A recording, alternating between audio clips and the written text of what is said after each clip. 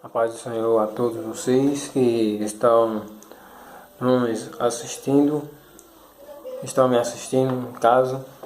E quero mostrar a vocês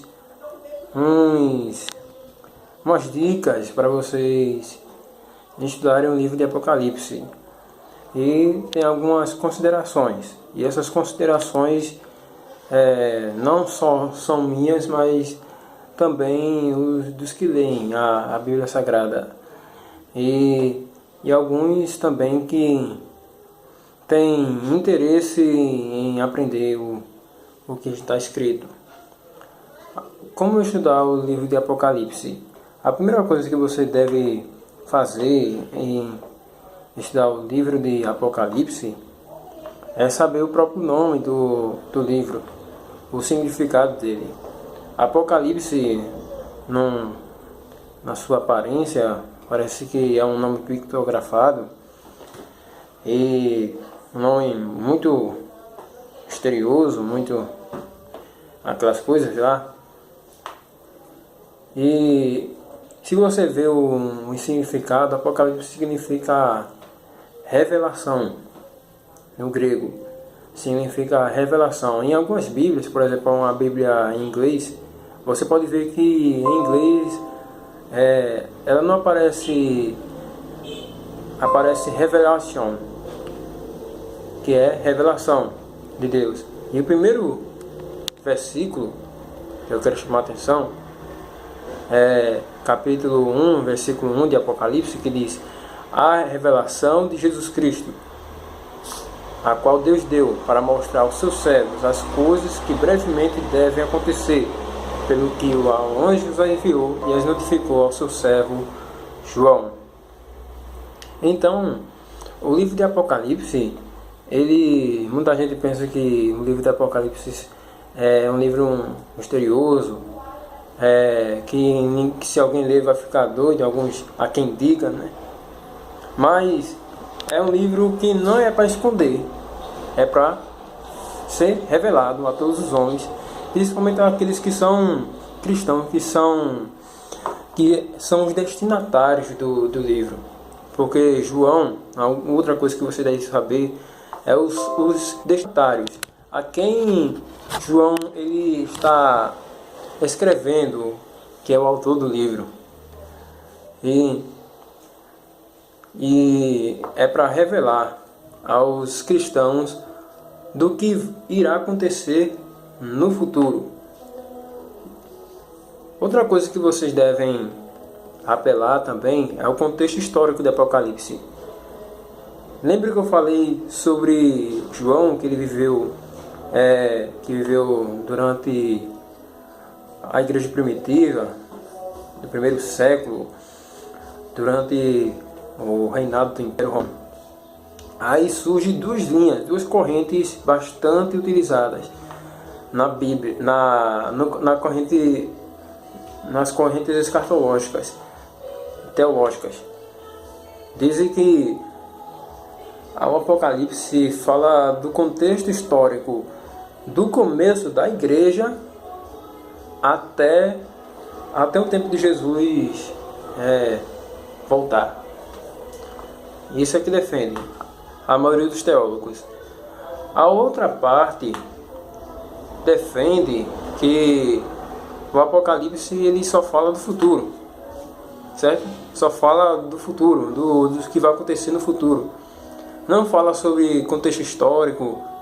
Fala sobre o contexto histórico de João, do Império Romano, mas o livro em si, a sua mensagem que traz, não é do contexto histórico, mas sim do futuro, certo? Você vai ver um pouco. Até do contexto histórico também fala sobre o futuro, porque, claro, ele escreveu no passado, para escrever, por exemplo, a Segunda Guerra Mundial. Muita gente relaciona a Segunda Guerra Mundial com um cavalo vermelho, com um cavalo onde o cavalo vermelho é um cavalo amarelo, que é de guerras e de mortes. Eu não descarto essa teoria, mas também pode significar outra coisa, por exemplo, a morte da grande tribulação. Eu não posso também descartar isso. Então, não há uma unanimidade entre os teólogos. É isso que a gente deve saber. Por exemplo, outra coisa que a gente deve saber é o propósito. O propósito do livro, do Apocalipse, o principal propósito dele, além de revelar, é confortar os cristãos daquela época. Você pode ver que João, ele não se importa que os outros digam, ele quer confortar a igreja, porque a igreja sofria, a igreja padecia durante a época cristã.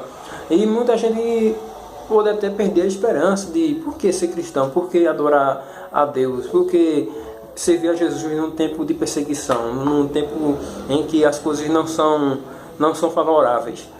Então João, ele recebendo a revelação do Senhor, que não foi o próprio João que escreveu, não foi do próprio João, até porque as visões vieram de Deus, ele teve uma visão e participou delas, e Deus ele mostrando a João o que vai acontecer com a igreja, aqueles que permanecerem fiéis.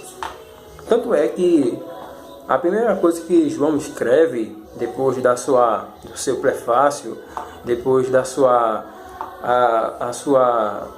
prisão em Patmos, depois disso, ele vai falar sobre as igrejas, as 7 igrejas da Ásia, isso mesmo. Ele vai falar com a igreja da Ásia, corrigindo-a, falando de que vão se arrepender, de que vão converter os seus pecados, outros elogiando, o próprio Jesus elogiando as igrejas e também fazendo com que elas se arrependam. Esse livro é muitos outros livros na sua doutrina. Não há muita diferença, mas na interpretação, na hora de como escrever, é bem diferente dos outros, do Evangelho, das cartas. No começo, sim. No começo é bem parecido, mas daí pra frente, do capítulo 4, as coisas são muito diferentes e dá uma revirada na nossa mente. Aí isso que vem, quando vem do capítulo 4 até em diante, é só simbolismo, é simbolismo com força e com muito detalhe. Por isso que às vezes é chato de a gente ler o livro do Apocalipse em um versículo, entender, aí depois ter que ir ao outro versículo, aí vai ficar aquele chororô, tudo mais. E nós, se aprendemos o simbolismo do livro do Apocalipse, vamos ver com mais clareza, vamos ver com mais... No começo parece difícil, mas quando a gente dá uma prática, é como andar de bicicleta. Por exemplo, um simbolismo, um tipo de simbolismo, o cordeiro que eu já mencionei, que significa Jesus. Vamos ao inverso. O dragão significa o inverso de Jesus, o inverso de Deus, o inimigo de Deus, o nosso inimigo, Satanás. E outro simbolismo, outra coisa simbólica, por exemplo, deixa eu pensar em outro simbolismo. Por exemplo, as sete estrelas. As 7 estrelas representam 7 anjos. São 7 anjos. E, na verdade, não são 7. Deus não só tem 7 anjos. Por exemplo, o cordeiro mesmo, quando ele apresentou a João, ele apresentou a João como se ele tivesse com 7 estrelas na mão. E essas 7 estrelas simbolizam os 7 anjos. Mas Jesus tem na sua mão não só os 7 anjos, mas a Bíblia diz que ele tem milhares de milhares, milhões de milhões. Por que 7? Porque 7 é um símbolo. 7, o número 7 significa número divino, número da divindade, ou seja, são 7 anjos divinos de Deus. Ele está em Jesus diz que ele está no meio dos 7 castiçais.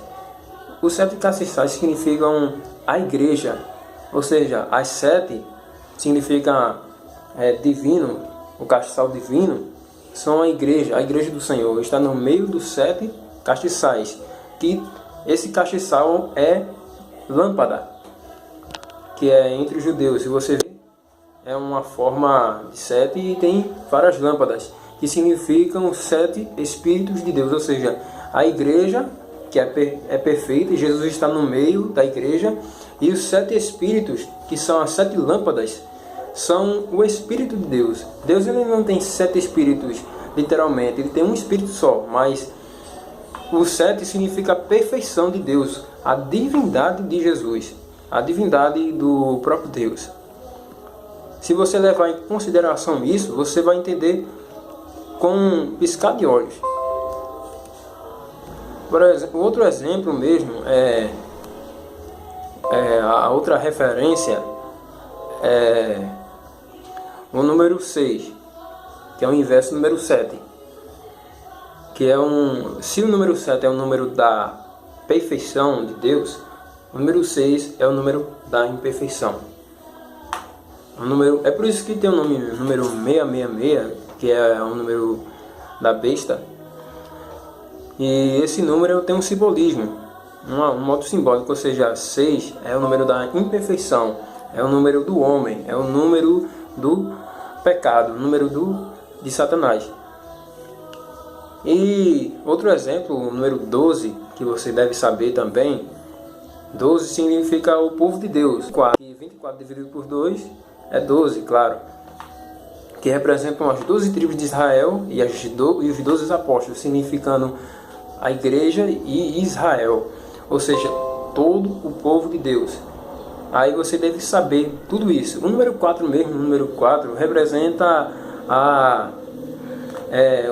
as forças naturais.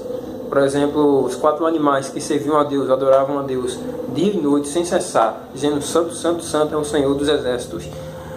E esses animais significam a natureza, ou seja, a natureza ela glorifica a Deus, ela dá glória a Deus. Dia e noite, incessantemente, você olha para o céu e vê a glória de Deus. Por exemplo, ela está louvando a Deus. E eles são que sustentam